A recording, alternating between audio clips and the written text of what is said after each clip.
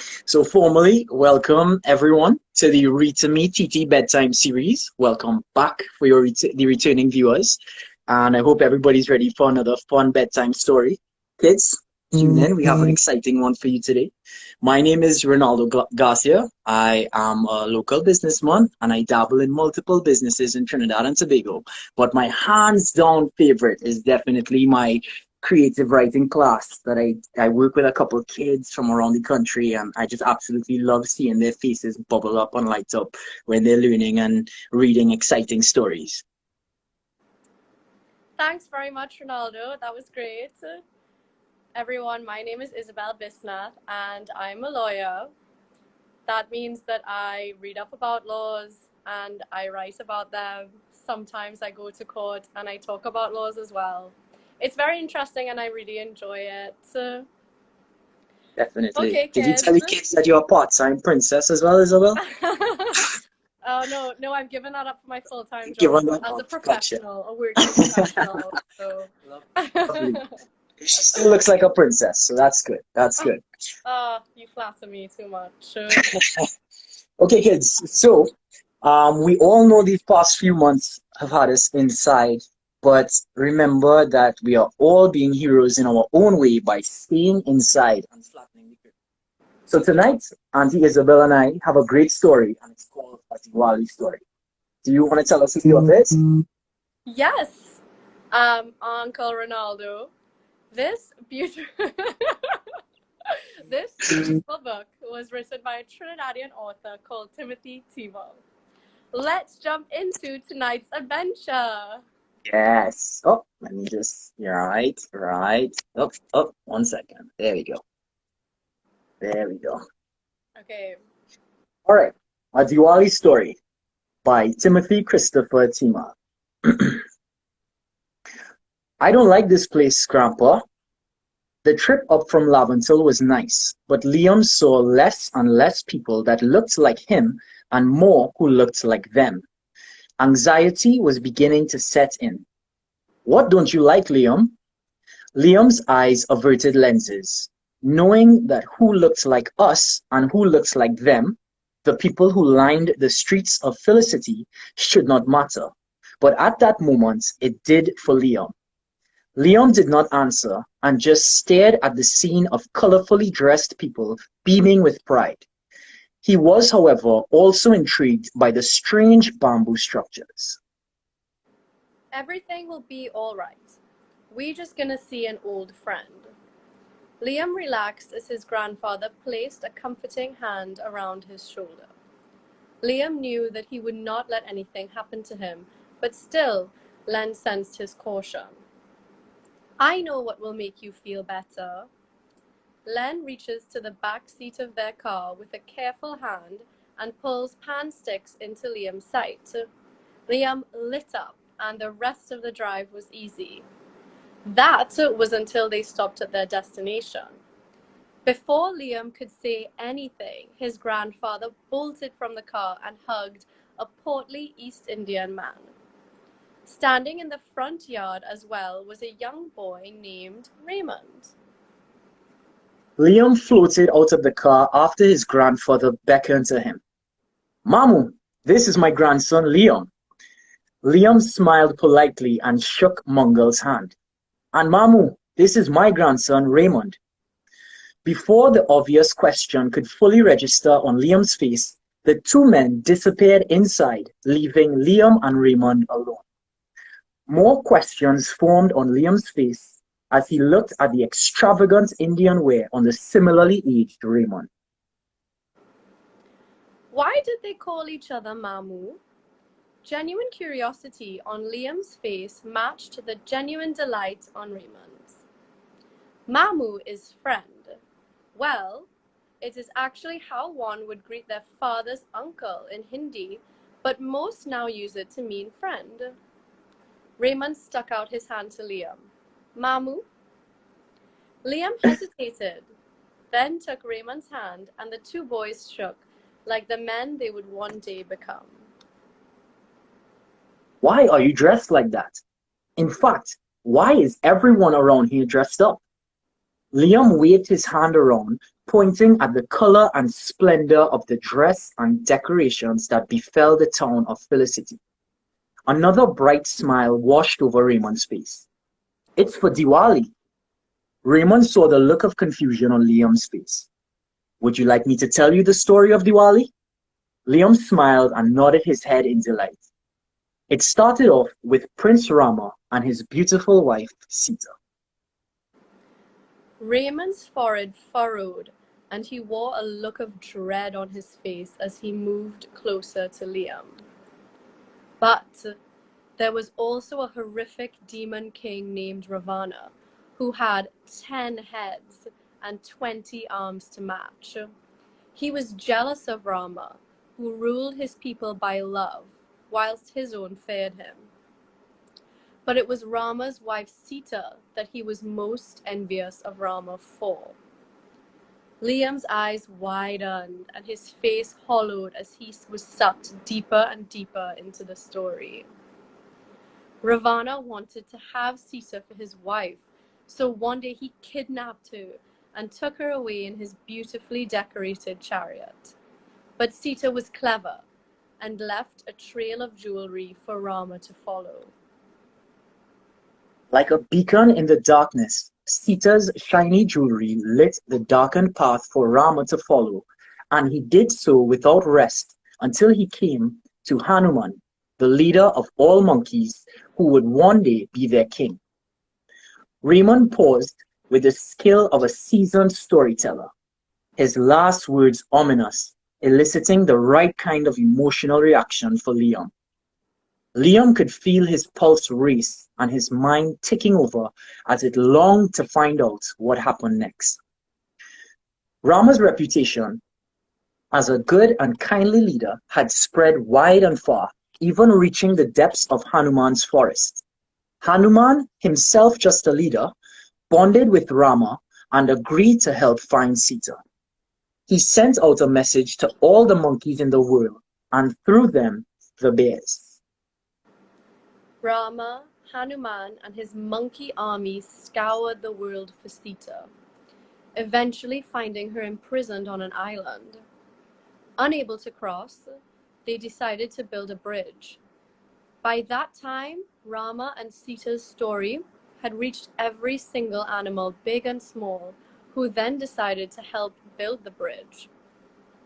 Once the bridge was built, Rama and his army of creatures rushed across, and an epic battle was fought. There was a look of pure pain on Raymond's face as he went on. Liam just took a deep gulp, so entangled was he in the story. Many animals lost their lives, but all rejoiced when Ravana was felled by Rama's magic arrow from his heavenly bow. Liam breathed a sigh of relief to hear of the king's good fortune, but Raymond was not finished. Finally, in each other's arms, Ram and Sita's love seemed to grow right before everyone's eyes. So great was their affection that it touched the heart of every single creature gathered there that day. A grand feast followed. Song, dance, and the reenactment of the epic tale were all part of the festivities. And so was born the traditions of Ram Leela, which saw the burning of an saw the burning of an, forgive me if I pronounce this wrong, Figgy. My Hindi needs topping up, of Ravana, That's still practiced today in many parts of the world. Sita and Rama were homesick, so after the celebrations, they set out on their long journey back home. Along the way, everyone lit handmade oil lamps to guide the royal couple back home, as it was the darkest night of the year. Ever since then, people light lamps called diyas in honor of the couple and the battle of light over darkness. Thus was born Diwali. After coming out of the story-induced daze, Liam let out the air he had held in until the end. Raymond smiled, feeling proud that he was able to capture and captivate Liam the way he did. The two smiled broadly, Then Liam stuck out his hand to Raymond. Mamu! Raymond took his hand and the two shook once again, this time knowing something special had just happened. I want to know everything. Liam was very excited, and Raymond was energized by this. The two then set out along the roadway to see the splendor that was Diwali culture. Liam learned that the female traditional dress was called a sari and that the male pant was a dhoti. Dashing from house to house, Raymond explained to him that the vessel which held the oil to be lit from cotton wicks was a diya and it was made from clay, hence its reddish color. He also learned that many skilled villagers went to the nearby forest to harvest bamboo stalks, which they then cut and bended into intricate works of art depicting many traditional symbols, as well as items more specific to the Twin Islands state, like the shape of a boat, which was in honor of ancestors who came from the motherland of India via this mode of transport. But what grabbed Liam's attention most was the many dishes and delicacies that was offered to him everywhere he went. Barfi, ladu, and parsad, just to name a few. Despite his overindulgence in the sweet treats, Liam was more than able to enjoy the massive feast that awaited them back at Mangal's house later that night. Traveling halfway around the world to make their home in the islands meant that these ancestors had to customize some of the traditional dishes. And so was born dishes like mango amchar, curry shatain, curry mango, chana and aloo, and the wonderful roti. Yes. Mangal and Len watched with a sense of pride to see the two boys getting along so well as they chatted and chatted. However, when it came time for Raymond to show Liam how to light a diya, and the reverence for the moment that Liam demonstrated was when both Len and Mangal knew the boys had bonded for life, just as they had many years earlier. Parting ways for the four friends later that night was bittersweet, and on the ride back home, Liam's feelings ebbed and flowed. From chatty, explaining to his grandfather about all that he saw that night, Liam swung to a more somber tone as their car drove further and further away from Felicity. Finally home, Liam jumped out of the car and hugged Len tightly. Thank you, Grandpa, for showing me how similar the human spirit is. Len marveled at Liam's big words and solid insight, knowing right then and there that Liam had made the first step to becoming a real man. In one night, Liam had learned about the oneness of the human spirit, and both understood and embraced the differences in culture. Mamu was how he would come to see every other person on the planet. Len and Mangal would continue to pioneer the fusion of each other's musical styles under the watchful eyes of Liam and Raymond, who became best friends. Their friendship never waned. Liam went on to study music at some of the most prestigious universities, whilst Raymond became a teacher and musical artiste. Raymond never gave up on his dream of writing and storytelling, and eventually became famous throughout the country for his many books. But it was his Diwali story, which he had told to Liam many years earlier, that made him one of the country's greatest oral storytellers. So, as Len and Mangal sat in the audience of the country's greatest concert hall, they both beamed with pride to see their grandsons on stage continuing the work of fusing humanity. Raymond at the podium mesmerizing the audience with his telling of the Diwali story, ably accompanied by Liam on the pan.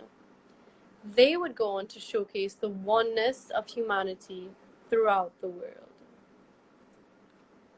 The end. Great. Oh, that was That a was lovely such a story. lovely story. Lovely story. I enjoyed that. I learned a new Yeah. word as well. So Yes. good. Well, thanks again for joining us for Read2Me's nightly bedtime series. I hope that you had a lot of fun reading with us. But before we go, it is really very important that you listen to us. Okay? Do you want to be little superheroes as well? Here's what you can do to help. Wash your hands with soap and sing happy birthday twice so you know that you've washed it long enough. Keep your hands out of your mouth and remind mommy, daddy, granny, everybody, and your new mamu, everybody to wear their mask if they're going out. All right? We can do this because we are in this together, just like Leon learned. Great. See you tomorrow, kiddies, for a brand new story with 2 new readers.